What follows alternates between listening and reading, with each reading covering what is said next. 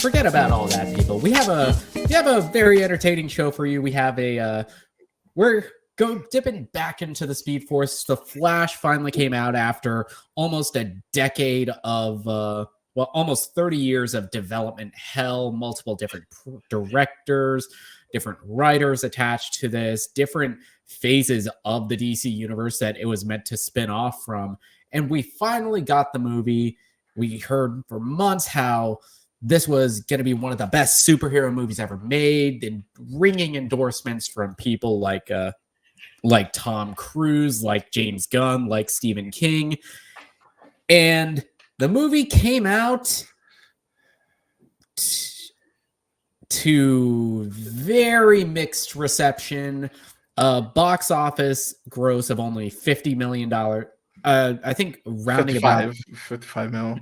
Yeah, $64 million over Juneteenth weekend. So for most of the country, that's a 4-day weekend, and 75 million in other territories, for a total of 135 million worldwide, off of a budget that's listed as 200 to 285, but from what we gathered, anywhere from like $300 to $400 million. There are several rumors that the film with reshoots and all that, which does make sense, people, which is why you look at the numbers of something like Justice League. That movie actually cost them around 350 with all the reshoots and the Snyder crap.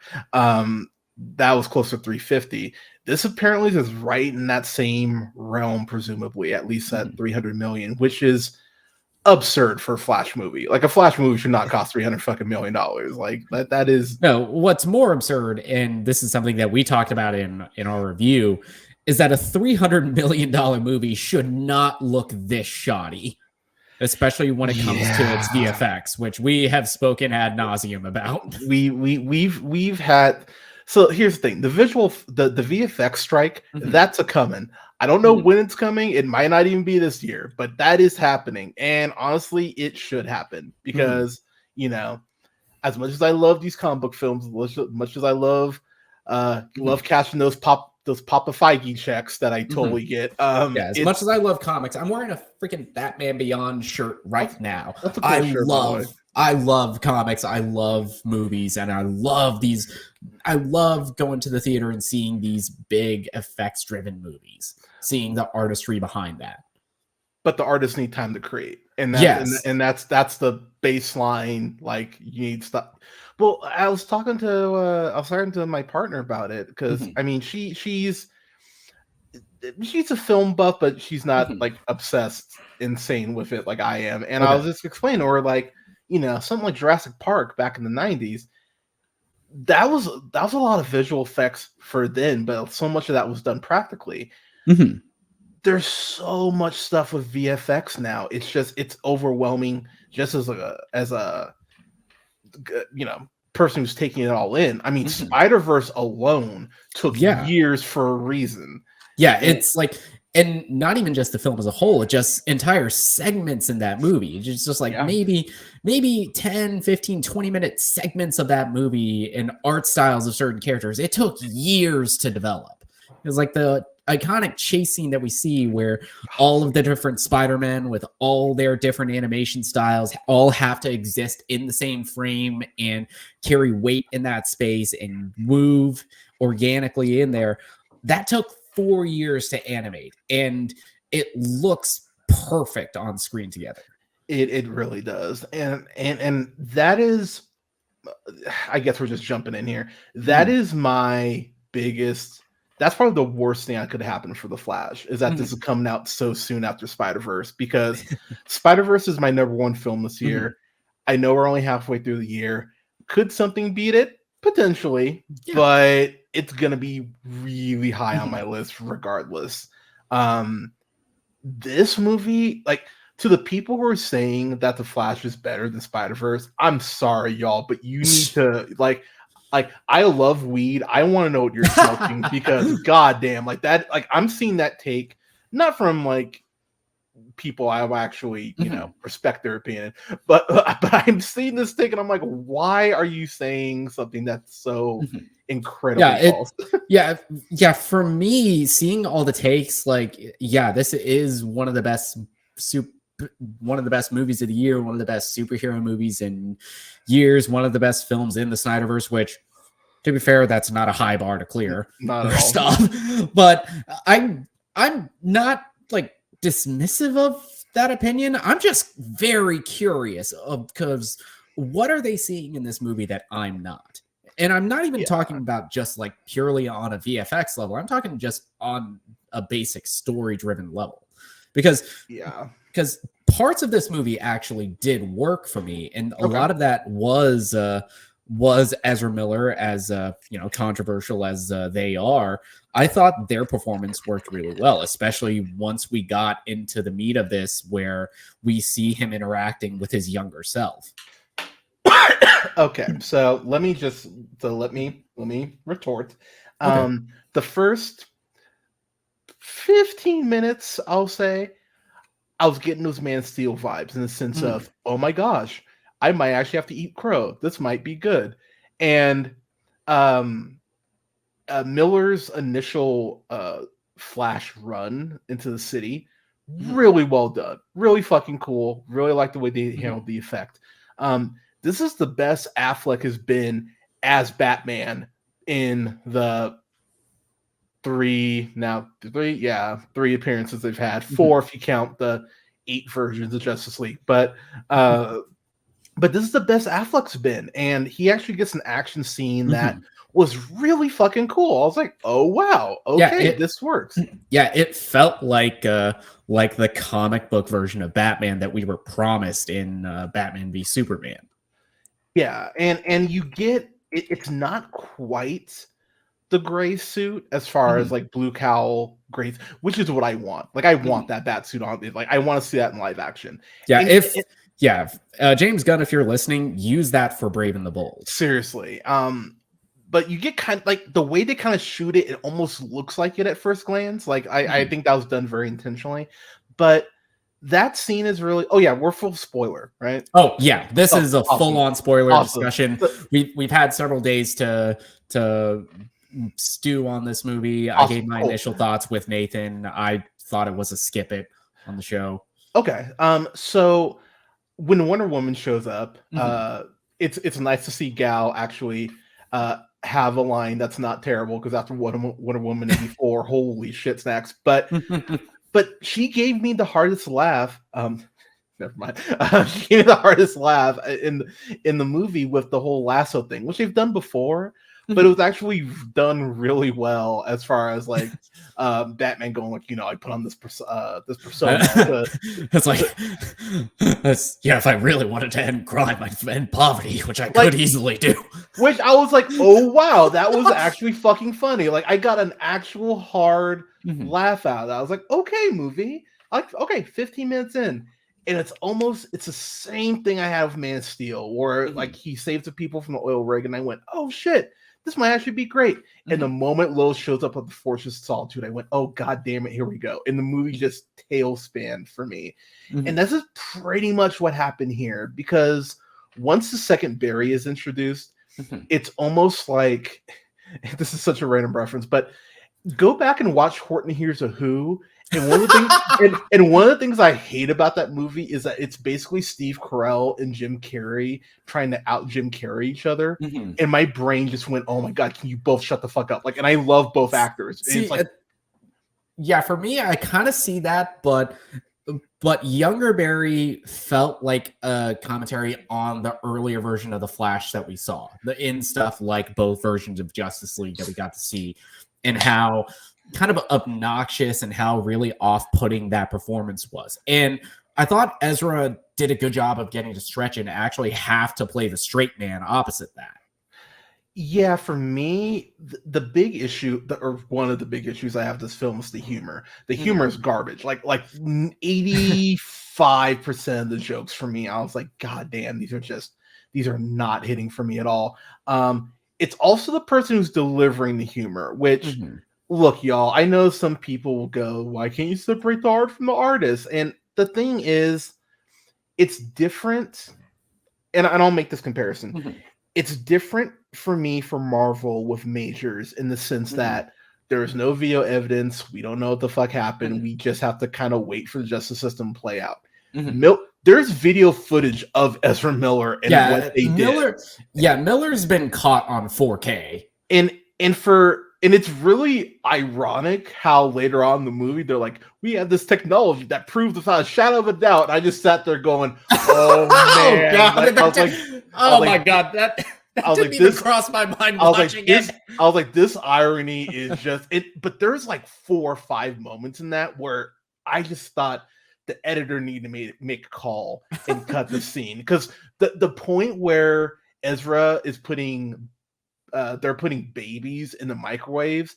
It's an interesting concept. Uh-huh. It's a very interesting concept. It's one, for me, it was one of those scenes that I like this in concept. This is a very fun, very cool set piece to show off what the Flash can do, especially because in this continuity, we haven't really gotten to see that outside of the Snyder Cut.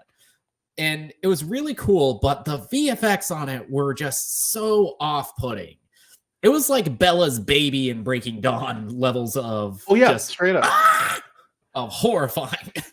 Yeah, and it's one of these things too where, and I know people aren't crazy about this movie, mm-hmm. but if you go back and watch Makari in Eternals and mm-hmm. her whenever she runs, there's this blur effect they use that's kind of similar to Sonic that looks really cool and allows you to play with the VFX in a way that I think the Speed Force actually hinders you in doing. So yeah, the CGI babies terrible, look bad. Mm-hmm. Also, there's a point where Barry phases through the floor, flashes his neighbor, which I just flashes. Where I just went. Yeah, that was. Or I went eek, like look, I saw this with maybe 40 people in my theater, mm-hmm. and that is one of the quietest theater experiences I've had. Like, dude, people could not have given a fuck, man. Mm-hmm. And like the only thing that actually got a response from my theater, like a good response, was when Keaton shows up. That was the one thing. Yeah, my theater, it was fairly packed, and there were random chuckles here and there, especially during the early parts of it. But the real audience like blow up moment happened in this scene here that we have a clip for. This is what I think it is. Mm-hmm. It was all of the nostalgia moments that I 100% the committee at Warner Brothers was expecting it to. I used to see this thing on the news when I was a kid.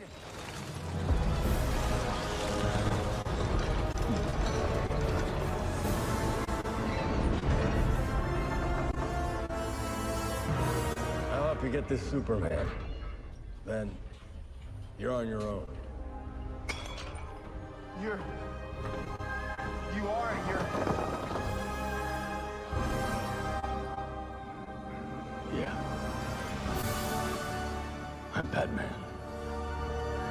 And look, in the trailers, I was kind of rolling my eyes at that because it felt like, okay, you made Birdman, which was this kind of critique on this earlier phase of your career and about not just cashing in on nostalgia, and you're doing exactly that. And I thought it worked much better in the context of the movie than I would have ever given it credit for. I agree with you 100% because here's the thing. Keaton's the best thing about it, and it's not really even close. Like, Keaton is kind of awesome in it, and whenever look, are there points? There's a couple points where you can definitely tell Keaton's phoning it in, and even Keaton phoning it in is still the best thing about it. It's like, I said it before in context and even on the review. It's like even Michael Keaton is an actor that is so great that even him sleepwalking is better than most actors at their Jeremy Strongest. True, and so I will say too, not getting to see the Batmobile in action, fucking lame, very dumb. Hated that. In context of the movie, where would that have happened? They could have found something. They BS their way through other shit. They could have found a way. Go to the store. I don't care. But then they don't really show. They show the Batwing, but they show it in such close proximity, zoomed in so often, you can't really tell it's the fucking Batwing. And I was like, show me the Batwing. Like if you're gonna use this, show me it. Don't like if you're gonna lean to the nostalgia, fucking lean to the nostalgia. Don't fucking jip me of seeing the goddamn Batwing. I was a little irritated by that. We gotta talk about Michael Shannon. I found it fucking rich that he had and look, I am a huge Michael Shannon fan. As am I. 99 Take Shelter is one of the best performances of an actor I have ever seen in my entire life. If you have not seen 99 Homes, you need to. That's the movie where he basically is coming around during the housing crisis and going like, "Oh man, you're like a day late on your mortgage. Oh, that sucks. By the way, did we mention we've thrown you out already?" Like, and it's him and Andrew Garfield, dude. It's that might be my favorite performance of his. I love Shannon in that. But I mean, 99 Homes, Take Shelter, to your point, Midnight Special, fucking Shape of Water. Like the man's fucking brilliant. And while Man of Steel is not good. It's good in parts, but while it's not an overall good film, his portrayal of Zod I thought was excellent. Here, it's just like the Cliff Notes of Zod, and it's like it's so weird because outside of restoring Krypton, which they really brush by the way, it's very weird how they kind of like say it once and then like it's like let's move on. There's no interaction really with him and Supergirl outside of this like 90-second dialogue, and then it's just fighting. And so bringing Zod back as the villain in a Flash movie, it's such a weird call, and it just feels very clunky how they get there.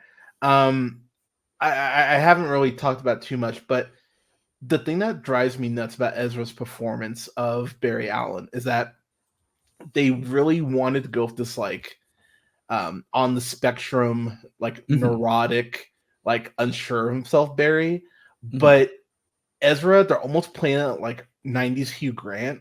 Like it's really distracting, like the way they and then the fact that you get two Ezra's basically doing that shtick, even though one of them's supposed to be the straight man, it just turns into noise after a while, and very annoying noise. It's like it's like going to an open mic and someone can't play the acoustic. You're just like, oh god damn! Like it felt like that.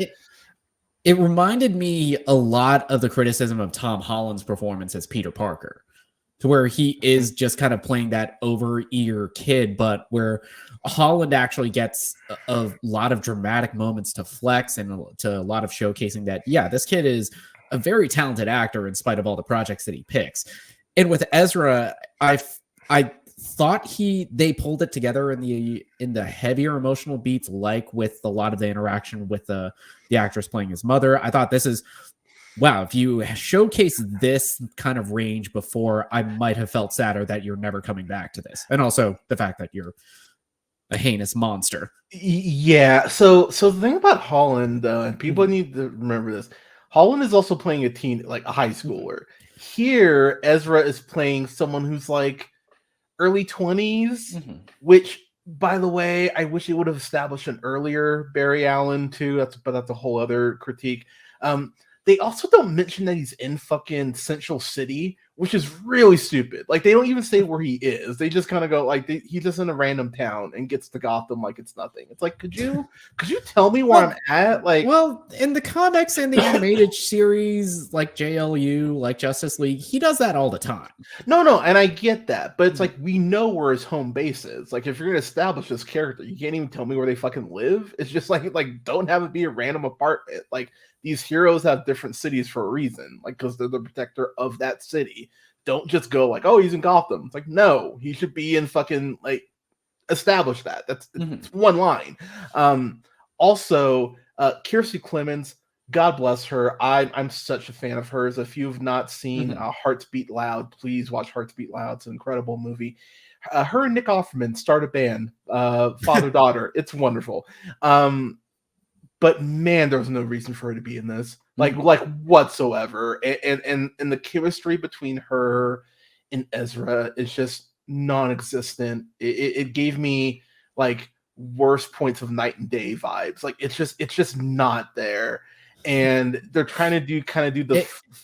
Yeah, it reminded me of some of the worst parts of Aquaman, where these characters get together because they're a couple in the comics, and not because the actors are showing any chemistry. Because Kiersey Clemons is trying her damnedest to appear like she is at least interested in Barry Allen, but Ezra plays Barry so off-putting that it never feels like, yeah, this motherfucker don't got a chance.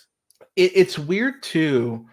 How, and that's supposed to be the relationship, and it's just never, even in something like Spider-Man Homecoming, where they're setting the table very early on, someone giving you that much shit, there's probably a little bit of attraction. A fun note, kids, keep that in mind throughout high school, but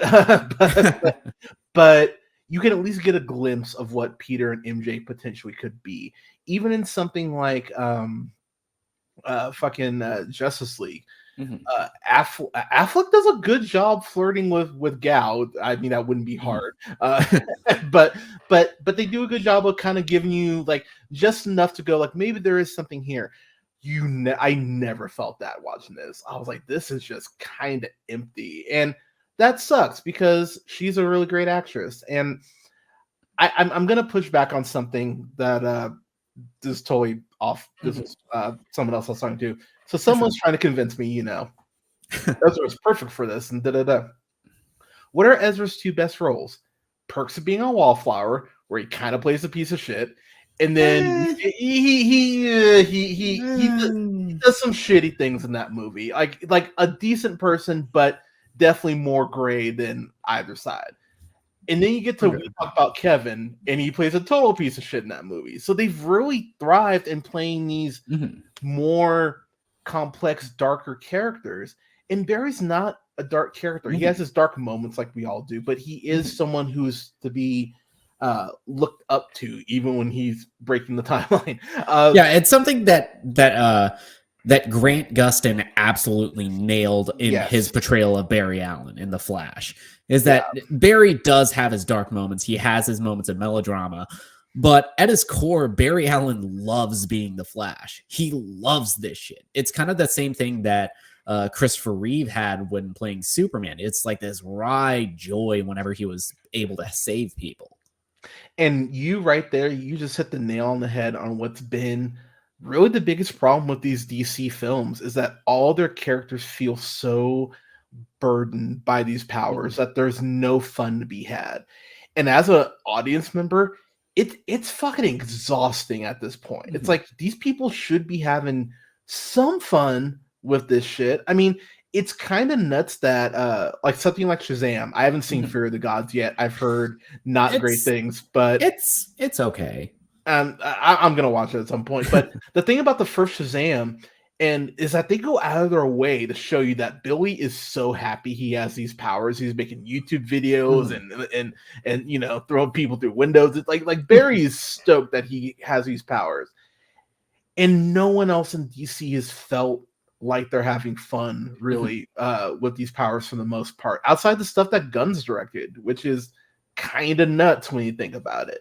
And Barry just feels constantly like he is just so over being the Flash, even though the only reason he even has a chance to go back in time and fix what happened to his mom is because he's a goddamn Flash. Which, by the way, one thing that no one's pointed out that just is making me roll my eyes. At no point does he think about going back to the night of the murder and seeing who killed his mom. It is the most infuriating fucking thing that no one's brought that up. I'm like, can someone explain to me how? Because he goes to like 3 or 4 different timelines. And I went, you never thought to go. And he's even there on the night at one point. And he doesn't just well, they don't say that he's there on the night. I kind of saw what they were going for. This is like him reliving that day. Okay. It was him reliving that day, but not actually traveling back to it. But even if he didn't travel back to it, you're telling me you wouldn't be there at night, see the house, and go, like, because he makes a decision in that moment to go back in time. So I went, okay, if you're gonna go back in time and you're already there at night when the murder supposedly took place, it's like just do that thing. I think also it's like him trying to like minimize the damage as much as he can, because instead of like in Flashpoint or even in the Flash TV series where it is 100% revealed that Eobard Thawne, the Reverse Flash, killed Barry's mother, and in Flashpoint he travels back to stop Reverse Flash, and here it's just something simple like putting an extra can of crushed tomatoes in his mom's shopping cart that just somehow saves her life. Yeah, and by the way, you don't always have to adapt a comic straight up. I get that. The comics are by no means the Bible. Sometimes comics do terrible things and you just ignore them. Quicksilver and Scarlet Witch fucked a bunch of times, just to give you a quick example, which Marvel don't adapt that. There's a lot of like you say, it's like comics don't have to be the end all be all of adaptations. No. Just as long as you get the spirit of those comics right, then you're in the clear. And it's why certain changes to like Tony Stark being out as Iron Man in the MCU works versus Batman murdering people with guns in the DCEU doesn't. And it's one of these things though where this went through so many different like rewrites, at least 6, which is being recorded, which is absurd. At least 6 rewrites and a laundry list of directors that were all attached to do this at one point or another. It's the list. I have it pulled up on Wikipedia. It's actually insane. Oh yeah, I know it is. It's absurd. Like if you want to read a couple of those off. Yeah, it's like just from like 2004, just going back there. So David S. Goyer was attached to direct this at one point. Seth Grahame-Smith, he was the writer of Abraham Lincoln Vampire Hunter. He was attached, and this was going to be his directorial debut. Oh, I'm so sad we didn't get that. Of course, we've gotten Sean Levy, who was attached to this at one point. We had we've had even more once this was set to be a part of the DCEU. Like one of the first announces was James Wan. He was offered this or Aquaman, and he chose Aquaman. Honestly, good call, man. Like I'm crazy about Aquaman, but it's better than this.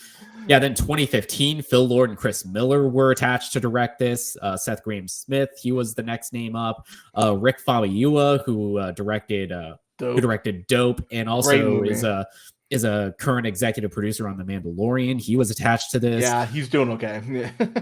Yeah, he's doing all right. You had Joey Harold. You've had Matthew Vaughn, Robert Zemeckis. You've had John Francis. The most recent one before Andy Muschietti were John Francis Daley and Jonathan Goldstein. Yeah, who ended up doing work on the Homecoming trilogy. So that's got a sting. And also directed Game Night, which is phenomenal. Yes, it is. And Dungeons and Dragons: Honor Among Thieves, which is one of the best movies of this year. So good. It's crazy that they lost them and they lost Lord Miller, who both went on to direct great Spider-Man project. Like that's got to stick in your craw a little bit if you're people at Warner, but. To kind of just put just a couple more things I want to bring up. When Barry says bye to his mom, that was the one scene I actually went, Ezra'S acting here and this is great. It is the one scene I went, oh wow, this is actually sad. But the problem is, and I've been saying this since Snyder took over this goddamn universe, and I'm so happy this is the death nail in the Snyderverse. This is the last breath, to quote Evanescence. We can all move forward with a new DC. But there's this point where Barry is talking to Supergirl. And Supergirl, like as we mentioned, is barely in it. But there's this shot of her. Getting to her, Sasha Kaye, she is phenomenal in this movie. And I think this is her This is her feature film debut, and she absolutely nails this part as Kara Zor-El. She is playing it very different to how Helen Slater, and even to an extent how Melissa Benoist played Kara, and she plays it with that darker undertone that I've loved from Tom Taylor's Woman of Tomorrow run that is getting adapted for a DCU. Yeah, so she nails this. She's not in the movie a ton. She's kind of she has the most frustrating part of this because of basically the entire second act inciting incident is just rescuing her, only for her to essentially get fridged in the battle with the Kryptonians. And I'll be real, I roll my eyes at that term because I think it's thrown around way too much, but she's definitely this is applicable. But but it applies like a motherfucker here. And the thing is that's worse is that Barry tries to go back and go like, no, I can save her. And so you just get to see her get fridged over and over again. It's like, oh fuck. It's like that. Yeah, they also try to say Batman, who like the first time he dies, I don't know how to describe it. It's the dumbest thing possible. Very dumb. It's very dumb. And that's kind of what I just kept thinking as I watched this. Because look, y'all, I'm gonna be straight up as I always am. I got a buzz before I watched this. I took an edible before I watched this. I hit my pin before I watched this. I went in like on a scale of 1 to 10, like a solid 6.5. I gave this movie every goddamn chance to actually make me feel something. And the more I'm sitting there, I'm just like, this is a waste of my time. And I hate having my time wasted. Like wasting money on movies, that's part of the game. I get it. Yeah, that's I used the free given. I used the credit on this, by the way, which I'm very happy about because I had paid full price. Oh my god. But it's frustrating because with the right director, which I don't think the director was. Yeah, Muschietti, I get that he has a great relationship with Warner Brothers because of the It movies. Yeah. But I think a lot of his shortcomings as director that were in both of those It movies, I think they are just even more apparent here when you give him even more money and you just kind of give him this Frankenstein's monster of a script that has gone through this trouble of production. And they announced that he's directing The Brave and the Bold for James Gunn's DCU, which I'm very cautiously optimistic for. I will be honest, I'm concerned after watching this. Like now, a big thing will be who writes the script. Like the script will be huge on that. Because not everyone can write a Batman script like that. That's been proven. Yeah, Batman and Superman, they are probably two of the hardest characters to get right in terms of a film script. And the thing is, you can't go like Matt Reeves has like the uber dark gothic Batman. Like he's got that shit locked down. Like Reeves is fine, but you need to find that balance between serious tone Batman and like Batman having fun so you can introduce the Bat family. Yeah, and I think that's what they're going for with Brave and the Bold because it is and because Gunn said this in his announcement that this was going to be a much more Bat family focused movie, that we are getting the introduction of Damian Wayne's Robin, that we potentially could see other members of the Bat fam like Nightwing, like Red Hood, Red Robin, Batgirl, potentially. Love Red Robin. Oh, they're fries. That's so milkshakes, good. But, those milkshakes kind of hit too. And they bring Bill Murray's to the yard. But but my just to kind of put a bow on this, I was really upset leaving the theater. Because look, I'm wearing a Flash shirt. I get the DC subscription t-shirt box every month, baby. I love these characters. You can't if you look on my bookshelf there, I've got both DC encyclopedias. I'm a fan of this brand. I love this brand. I got one of the encyclopedias for Christmas, and I have framed just 1 second. Yeah.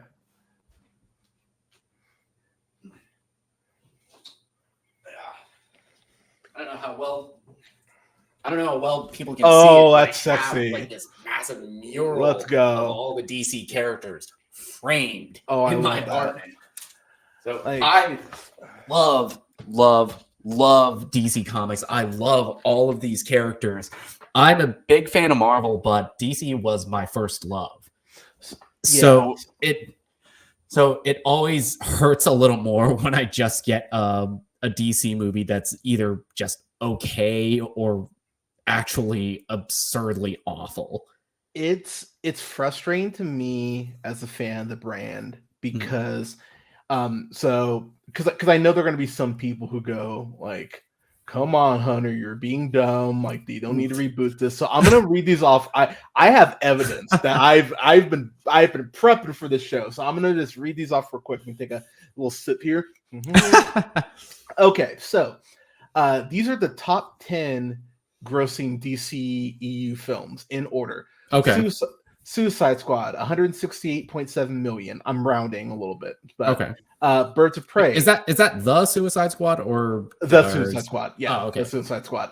Birds of Prey, 205,322,000. Shazam, 366 million. Black Adam, 393 million. Justice League, 658 million. Man of Steel, 668 million. Suicide Squad, 746.8 million. Wonder Woman, 823 million. Batman vs Superman, 872.7. Aquaman, 1.2 million. Pardon me. So that's 1.2 billion. A billion, pardon me. You're right. So that's DCEU. Now if we go to Marvel, Guardians of the Galaxy, Volume 3, 821 million. Wakanda Forever, 859.2 million. Multiverse of Madness, 955 million. Thor Love and Thunder, 760.9 million. Thor Ragnarok, 854 million. Ant-Man and the Wasp, 622.7 million. Endgame, 2.7 billion. Sorry, 2.8 billion. Infinity War, 2 billion. Avengers, 1.5 billion. Age of Ultron, 1.4 billion. Black Panther, 1.3 billion. Iron Man 3, 1.2 billion. Civil War, 1.1 billion. Captain Marvel, 1.1 billion. And I'm leaving off the Spider-Man films because those are part Sony. At the end of the day, this whole superhero thing, this is why I come on every time y'all ask me about a comic book film. Wakanda Forever made almost $900 billion. That's almost a 3-hour-long movie with like the griefiest of grief attached to it. Like if you make a good film, people will go out and support it. Yeah, and we talked about this just this year with both Guardians of the Galaxy 3 and Across the Spider-Verse.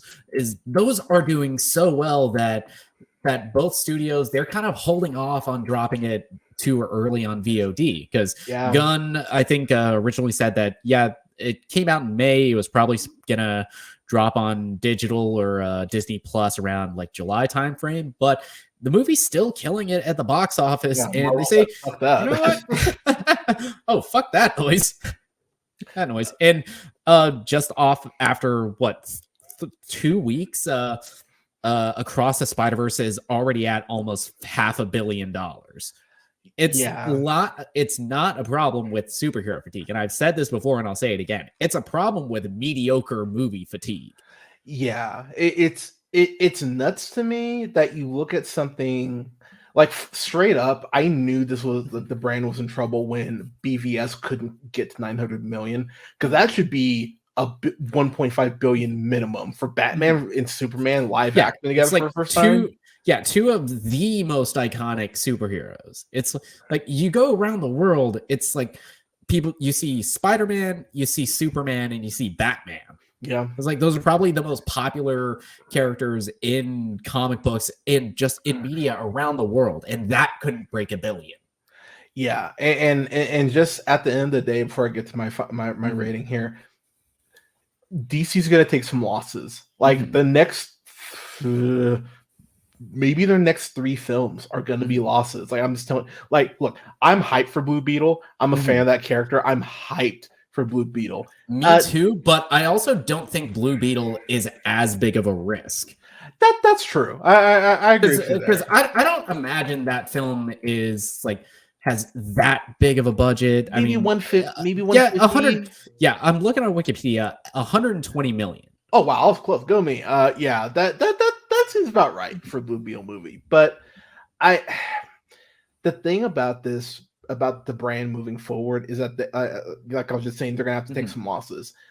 People forget Batman Begins fucking bombed. It did not do well, but it's because it was coming off of two I'll say not great Batman films. It was coming off of I'd say I've kind of come around on Batman Forever. I've appreciated it more as time's gone on, but Batman and Robin basically killed the character for almost 20 years. It did. So the irony in that is that it did, but at the same time, the lesson that DC took from that is the wrong lesson, because they made it so that people can't have fun or be funny. And that's not the lesson you take from that. It's the lesson is you need people who get your goddamn characters, and they have not had that.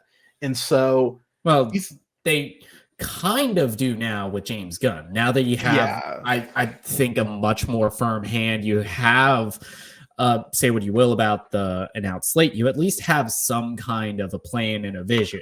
Yes. So here's the thing, too. Marvel skipping Hall H this year. That was confirmed today. We'll see what happens with the writer's strike, because if they don't reach an agreement, I believe by the 30th, actors can't actually go out and promote films. So that would basically mean no one could be at Comic-Con. So seriously, Hollywood, pay your fucking writers, stop being assholes. But this James Gunn and DC have a very good opportunity, if things can work out, to really blow some minds at Comic-Con and get people excited. And that has been my biggest axe to grind with DC, is that I still remember when Marvel was like, oh shit, we cast Black Panther, we're doing a special fucking presentation in San Diego on a fucking Tuesday, and they had logos and shit ready. It's like, oh my god. And cast announcements, logos, at least logos for the films ready to go, concept art that was shown there in some especially rare cases, like when they were closer to release, actual trailers that they would show. Yeah, and fucking Warner Bros was like, oh yeah, this shit's coming out, just press release. like I want them to care about this brand, and I think James Gunn does. I really do, because you look at the Suicide Squad, that was was that last year or was that year before? Again, that was 2021. 2021. That was the year before, and Peacemaker dropped on HBO Max. That's 2022. Right. So the Suicide Squad, that made my list over No Way Home. I fucking love the Suicide Squad. I think it's brilliant. Peacemaker fucking rules. Peacemaker, Peacemaker made me feel more for Eagly being in danger than I felt about Barry's mom. Like, I should not be feeling more for a CGI eagle than I do for Barry's mom. I did too, but I like animals more than people. So same. It's easy. But it's frustrating, because we have a Miss Marvel show and a Moon Knight show, and we haven't seen Green Lantern in live action in 2008. So I'm excited that Gunn at least is going to have some sort of vision for where we're heading. I will be the first to admit I'm kind of getting a little impatient, especially for Green Lantern, because I'm a Green Lantern nerd and I fucking love that character, and that character deserves their chance to go ahead and show out. But DC is going to take some losses, because people are very hesitant about the brand right now, and that's okay. It's faith has, if it was shaken before with BBS, with Justice League, with Wonder Woman 84, faith is completely gone now, especially just the threefer that was Shazam, Fury of the Gods, Black Adam, and this now. Yeah, so with that said, they need to just be worried about making great films. Like the box office will eventually work itself out, but they need to be worried about making great projects right now. Take the lesson from Guardians of the Galaxy 3 and from Across the Spider-Verse and make your number one priority be make a great fucking film first. Yeah, and everything else will fall in line. Yeah, and we're not really going to know what the slate is going to look like until 2025, if pending, potential delays because of the writer's strike, until 25 with Superman Legacy. Yeah, it was like all the stuff with Matt Reeves and the Penguin and the Batman Part 2. That's probably going to be fun. Yeah, I think that's going to be fun, and I think they kind of gave themselves an out with the separate brand of Elseworlds. Yeah, I mean, I'll be that asshole and be like, I wish they were calling it DC Black Label, just because I remember when I heard that, I went, I like that. I was like, I really like that term. That label puts out some great books. I think White Knight was a part of that. Yeah, it was actually, and White Knight's really good shit, by the way. Which is why I wish Marvel would do a Marvel Knights line, like for their more R-rated shit. But yeah, it's not like they don't have the availability for that either. It's like you got some really dark and really great stuff like Hit Monkey on Hulu. Oh, which thank God that's getting a second season. Yes. But so as far as a rating on this, the lows on this just really upset me. Like I was angry. I thought the movie was just fine. For like 2/3 of it, I thought, okay, this is fine. There's some cool stuff here. Like I am liking Ezra Miller's performance as the Two Berries in some small segments. The emotional stuff with his mother really works for me. The stuff with Keaton's Batman, I thought was fantastic. Yeah, it's like if they did something with the CGI that they shoved a lot of that budget towards, it was definitely him, because especially with his new upgraded suit, he's able to move and fight like Batman. He can move his head, actually. It's like, oh, this technology is great. Oh my God. Yeah, even just going to, how kind of dumb this Batman is, when he is fighting the massive Hulk Kryptonian, I thought it looked cool still. It looked like a finisher you would see on like Arkham City. Oh, I don't disagree with you, but the Speed Force, that CGI for the most part was just rough. It's like I'm not even just talking about the CGI, which we have said ad nauseum is rough at best.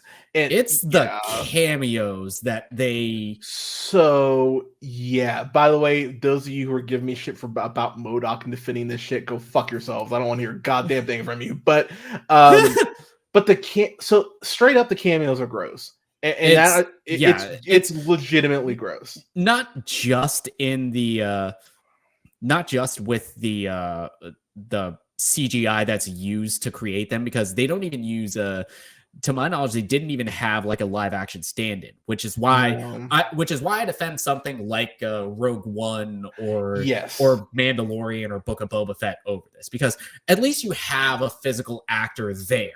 And at least with Mandalorian, you had Mark Hamill actually play that role, and you just de-aged around him. Yeah. Here, they don't even bother with getting like not even Nicolas Cage. He doesn't even they didn't even get him. They just used a CGI model that I said this in a group chat. It looks like it was rendered on a Nintendo GameCube that you bought at a flea market from a stand that also sells puppies. Yeah, this is like a game system Soulja Boy would create. Like it looks terrible. And the thing that I think a lot of people miss is the man who originally played Superman, George Reeves. That was the thing I went, y'all, because the rumor is, for those of you who don't know, that he committed suicide because of his attachments to Superman and how he couldn't get roles after that. And if that's even remotely true, y'all, the fact that Warner Bros. Did this is fucking vile.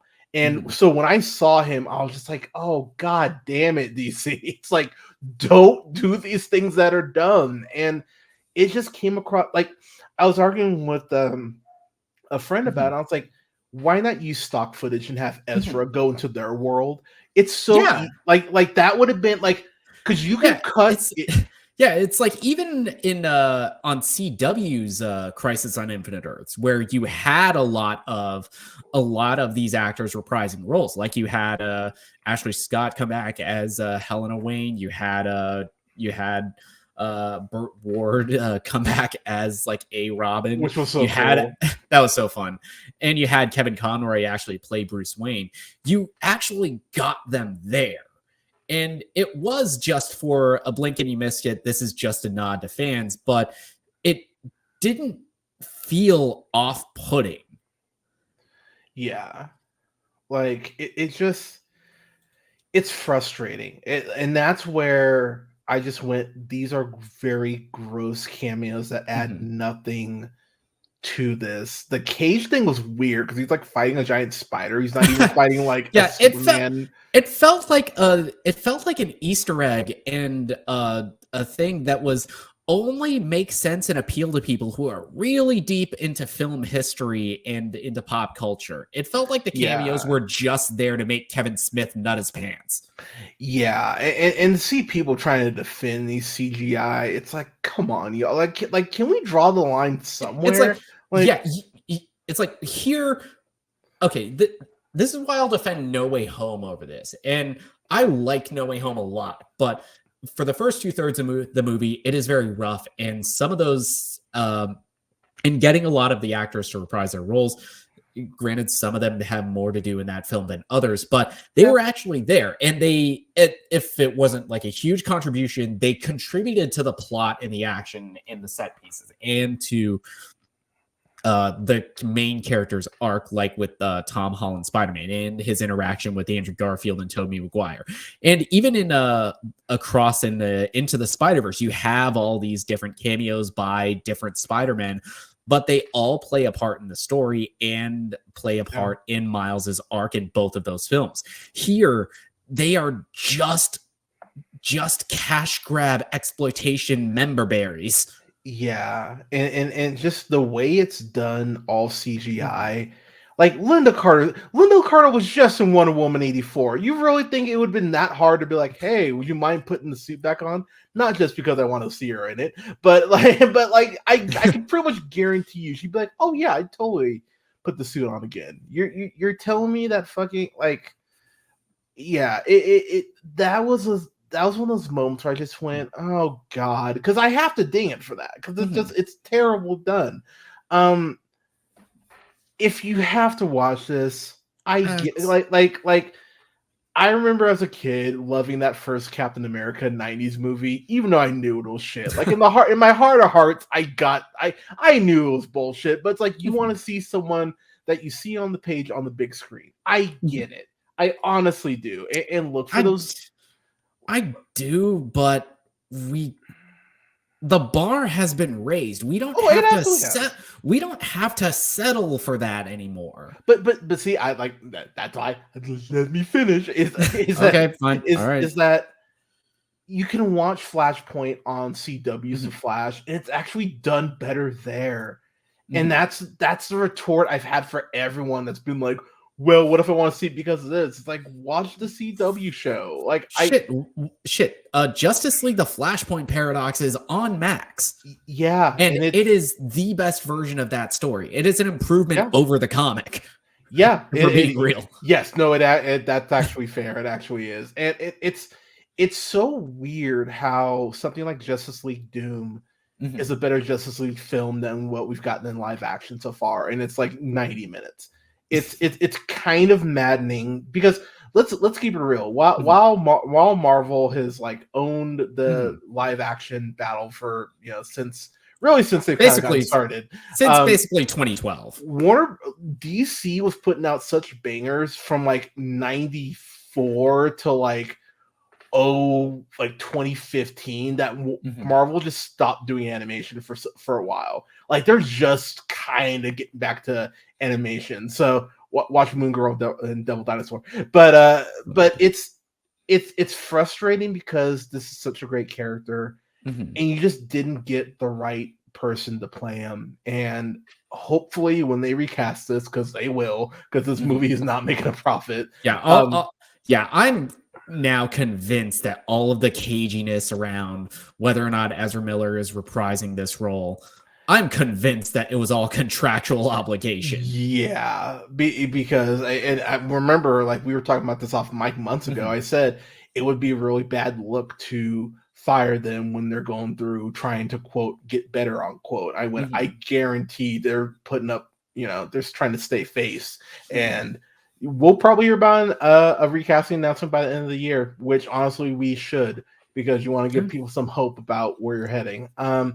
What's above a skip it? Skip it is stream it. Okay, this is like the lowest stream it I'll maybe ever give something, because I get it if you have to see it. Like, I get if you're just like, I want to see the Flash in live action. Fine. Those couple scenes near the end, I think Ezra does nail those scenes. Credit where it's due.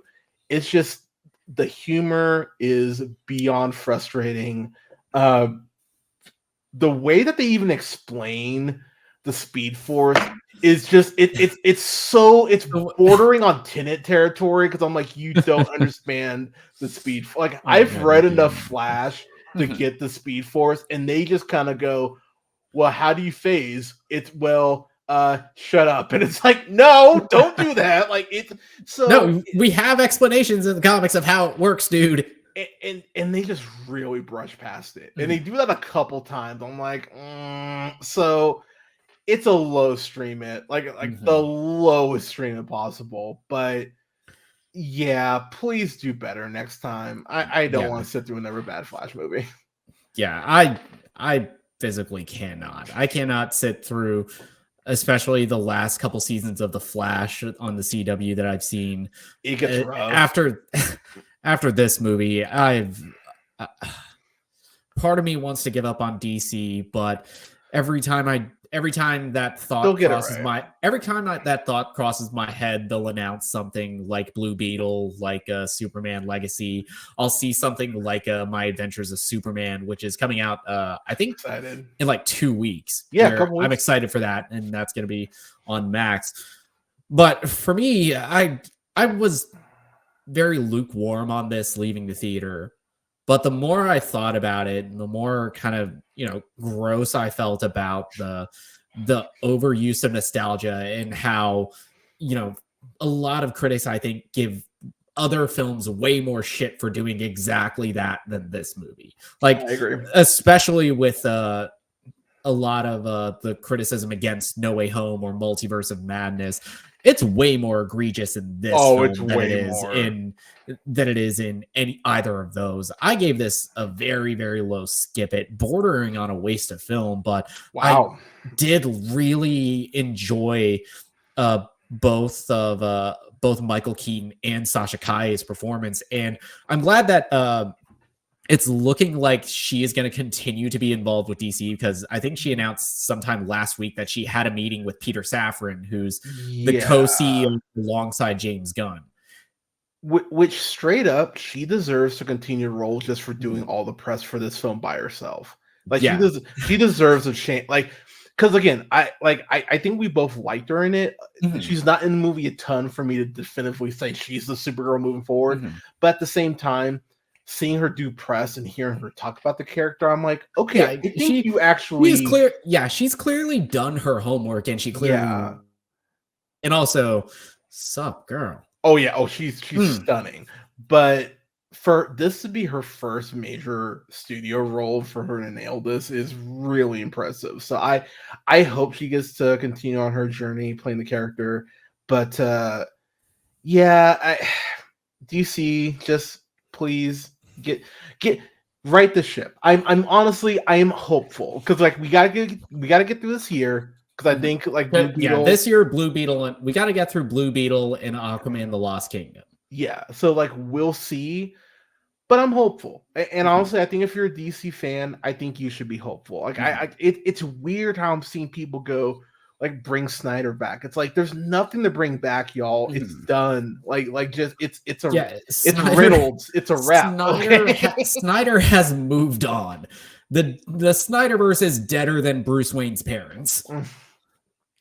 Yeah, you're not wrong. But like, look, you've got a season 2 of Peacemaker coming. Mhm. You've got Harley Quinn. You've got this new Superman show. Like, if you've got the Batman And Part 2, And we like, have what they're doing in the current animated movie universe, which I've liked more than I haven't. I really dug Superman Man of Tomorrow. I liked I liked the Long Halloween. Justice Society World War II is I really fun. love that movie. I thought that was excellent. Actually. And I'm really looking forward to Justice League War World, which is going to be all three of them back. Yeah. So look, I think there are reasons to be optimistic if you're a DC fan, but yeah, this is not the hill to die on, y'all. No. Like, it's really not. just like, if you like it, fine, whatever. I will tell. I'm not going to fault anybody for liking this. Okay. Like, if this works for you, then there's really nothing I can say about that. I mean, if this works for you, I will definitely judge you. Like depending on how, because I'll be real, y'all. I was way more upset about this on Thursday night, Friday afternoon than I am today, because I've been talking about this movie since Thursday. I'm just kind of over it, talking about it.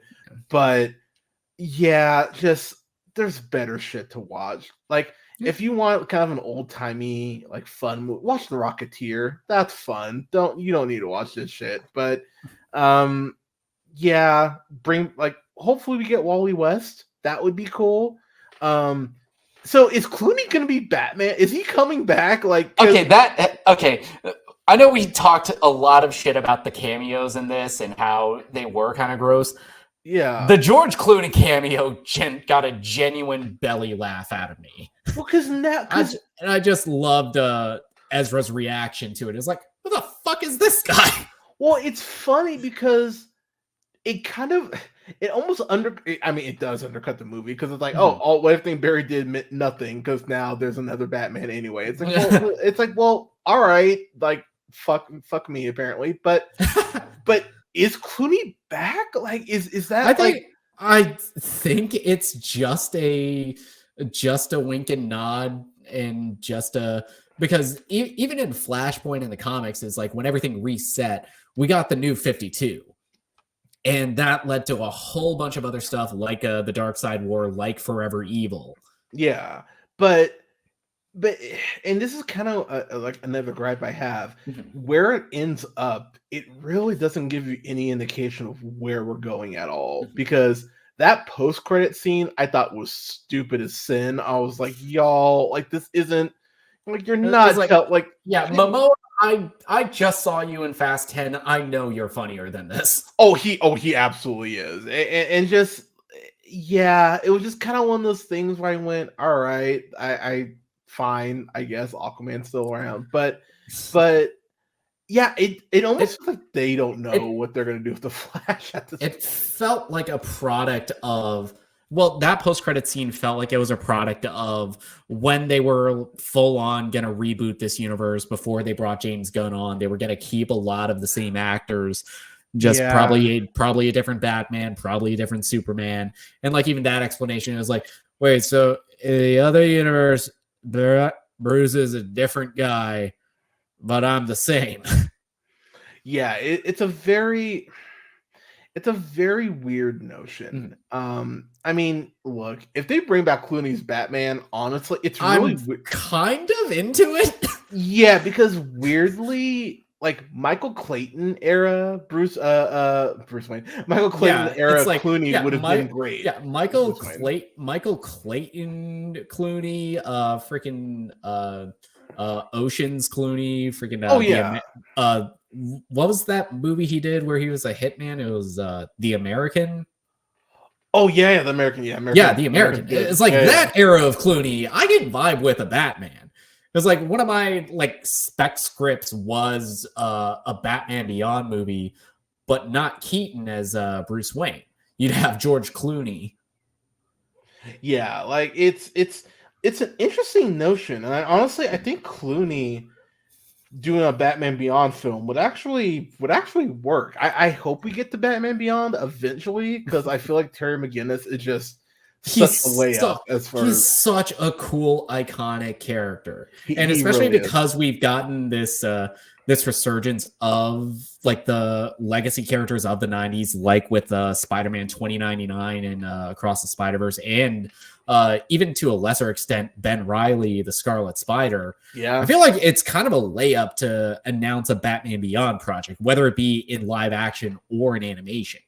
Yeah, like that seems so simple. But yeah, I mean, here's to hoping they can figure out the Flash, because the Flash is a great character and they deserve their shot. But if you're looking for a great Flash movie, watch the stuff we've recommended. You don't need to watch, like, if you really need to see the Keaton stuff, I get it. And Supergirl's cool, but there's not a ton for you here. There really isn't. So a very low stream it for Mr. Hunter and a very low skip it for myself. But that was our spoiler review for The Flash. What did you guys think? Are we wrong? What did you guys like it? Did you guys dislike it? Let us know down in the comments on Twitch and in the eventual YouTube video below. Yeah, we're not wrong.